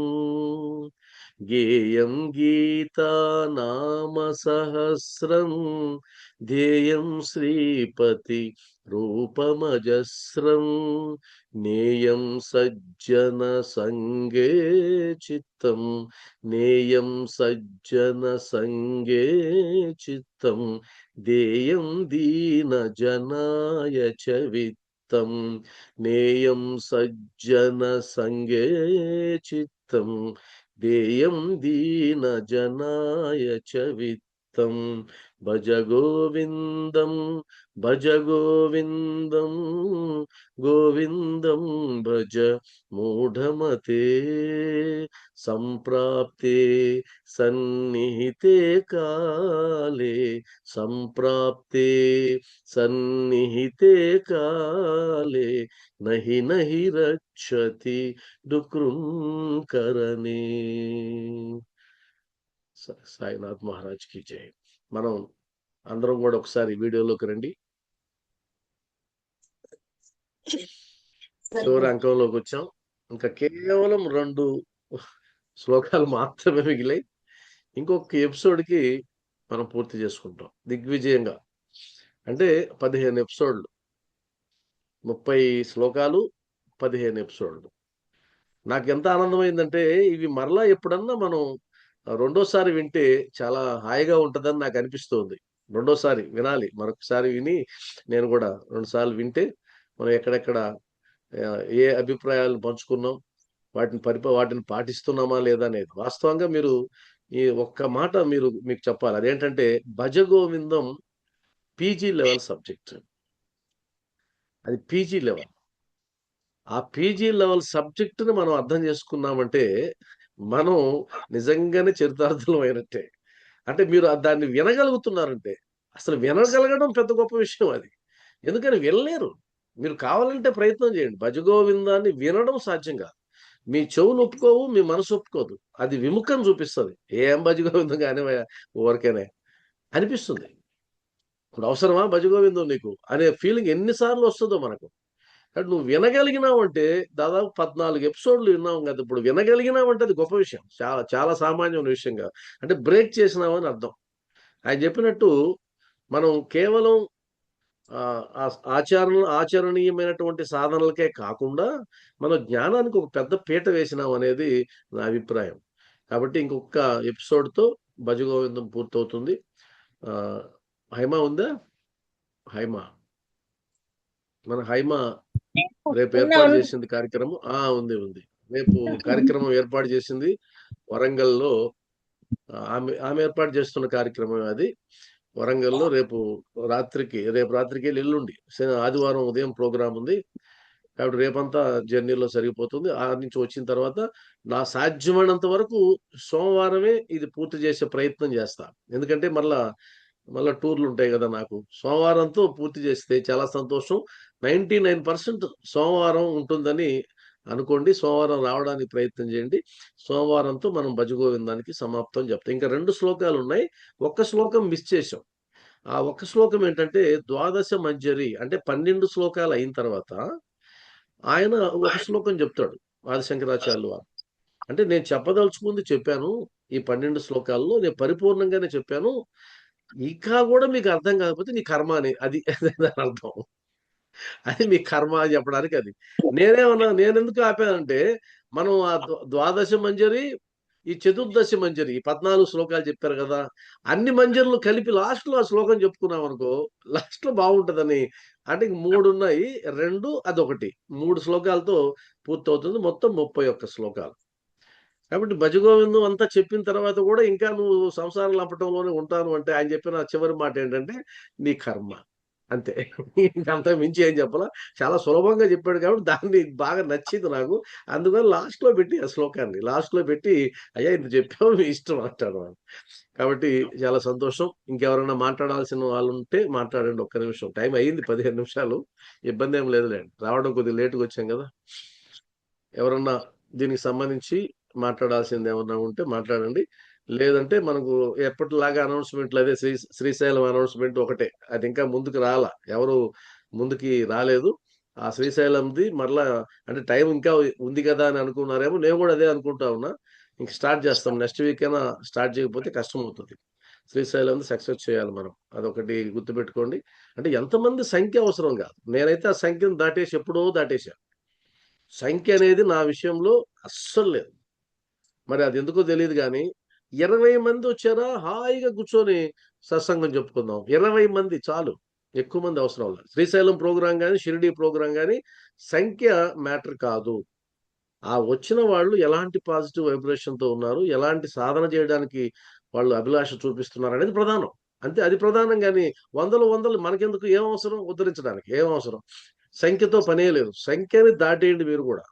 నేను అందుకని ఈరోజు కూడా డిస్కషన్ చేస్తే ఎంతమంది వస్తున్నారండి సత్సంగానికి మీరు ఇంత కష్టపడుతున్నారు ఎంతమంది వస్తారు ఎంతమంది అది నా చాప్టర్ కాదని చెప్పా ఎంతమంది నాకు సంబంధించింది కాదు ఎంతమంది బాబాకు సంబంధించింది చెప్పడం నాకు సంబంధించింది అంతేగాని నేను దాంట్లోంచి వచ్చేసానండి బయటికి నేను దాంట్లో లేను ఇప్పుడు ఎంతమంది లేను ఇప్పుడు రేపు ఆదివారం కూడా మన హైమ అంటుంది అన్నయ్య ఎంతమంది వచ్చినా మనం సత్సంగం చెప్పాలి కదా అని నిన్న నిజమే ఎంతమంది వచ్చినా చెప్పాలి అయితే నలుగురు గ్యారంటీ ఎంత తక్కువ వచ్చినా నలుగురు గ్యారంటీ వస్తారు ఎందుకంటే ఆ భార్యాభర్త ఇద్దరు వస్తారా పెట్టించిన వాళ్ళు హైమ వస్తుంది వేణుగోపాల్ వస్తాడు హైదరాబాద్ నుంచి నలుగురు మేము ఒక ఇద్దరం 6 సరిపోయింది 6 మంది ఉన్నారు 100% ఇక ఖచ్చితంగా మిగతా వాళ్ళు వస్తారు హ్యాపీ చేసుకో అంటే ఆ స్థాయికి వెళ్ళిపోయింది అనమాట మనసు ఆ స్థాయికి వెళ్ళిపోయింది ఎదురుగ్గా ఒక్కరు కూర్చున్నా కూడా ప్రశాంతంగా మాట్లాడుకోవచ్చు అబ్బా అనేటువంటి ఫీలింగ్ లోకి వెళ్ళిపోయినాం కాబట్టి ధన్యవాదాలు అందరికీ ఈరోజు కొద్దిగా లేట్ అయినా ఉన్నారు